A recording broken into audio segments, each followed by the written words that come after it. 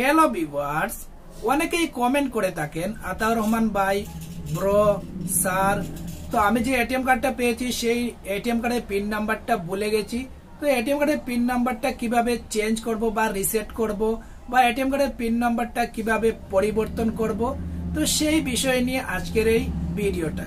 তো ভিডিওটা পুরো দেখবেন, ভিডিও পুরো না দেখলে কিছুই বুঝতে পারবেন না।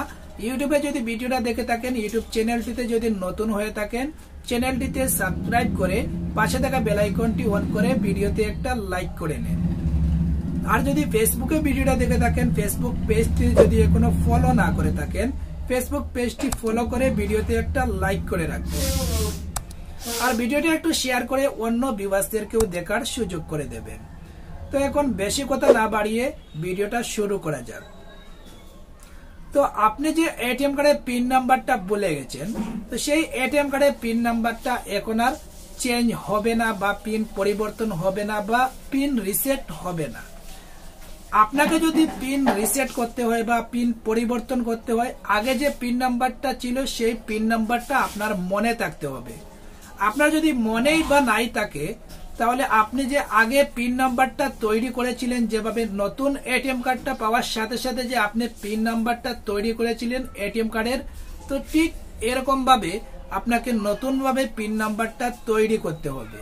সেটা ওটিপি নাম্বারের সাহায্যে হোক, বা আপনি ব্যাংকের সাথে গিয়ে যোগাযোগ করে হোক, নতুন ভাবে আবার পিন নাম্বারটা তৈরি করতে হবে।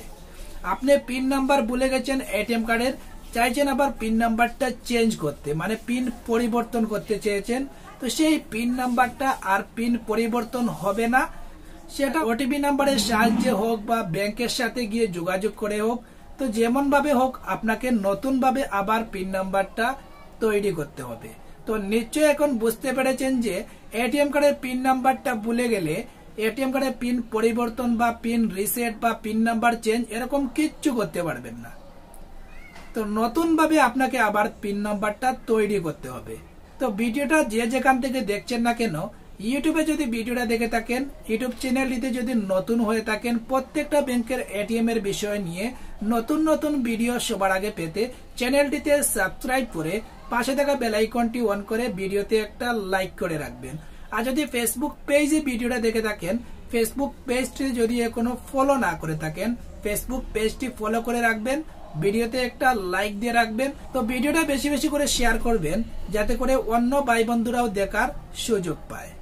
এই অল এটিএম টেকনিক বাংলা চ্যানেলে প্রত্যেকটা ব্যাংকের এটিএম এর বিষয় নিয়ে ভিডিও পেয়ে যাবেন।